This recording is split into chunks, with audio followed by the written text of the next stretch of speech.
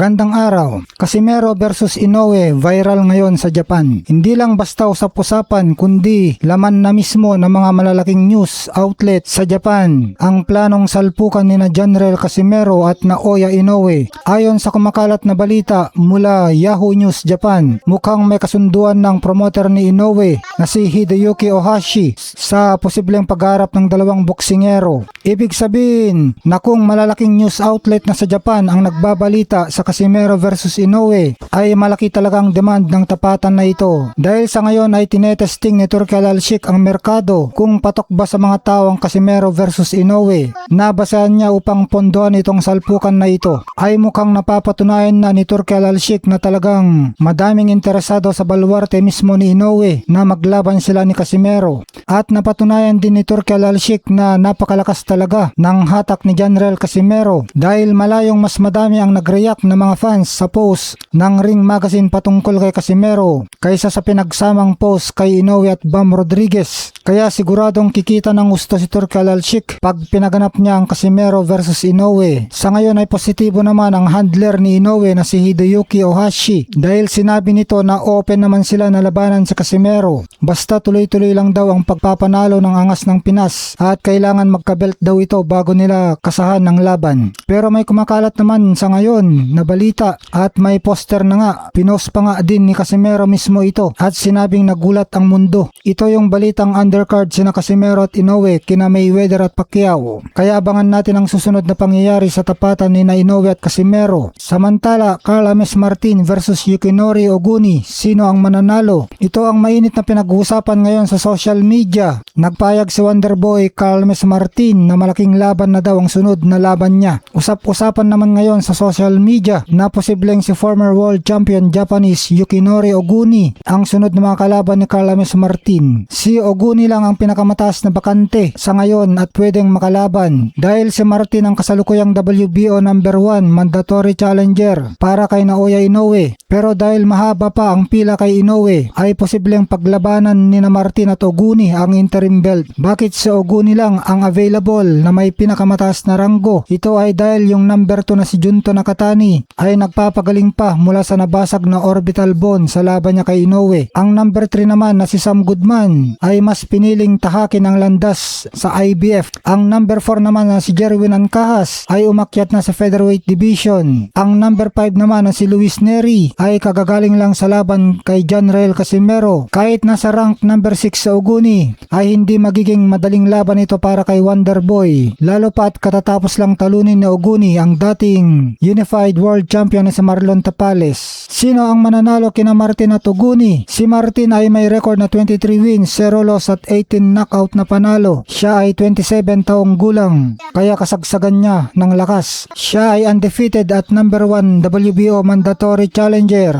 Kilala siya sa kanyang agresibong estilo, bilis at solidong lakas sa magkabilang kamay. Si Yukinori Oguni naman ay may record na 22 wins, 3 losses, 3 draws at 9 knockout na panalo. Ang edad niya 38 taong gulang na, kaya veterano at may malawak na karanasan laban sa mga world class fighter. Nakalaban na nga niya si Casimero na nagresulta sa tabla at nito nga lang ay tinalo niya si Marlon Tapales at itong si Yukinori Oguni ay dati rin IBF World Super Bantamweight Champion. Tingin nyo sinang mananalo kina Martin at Oguni?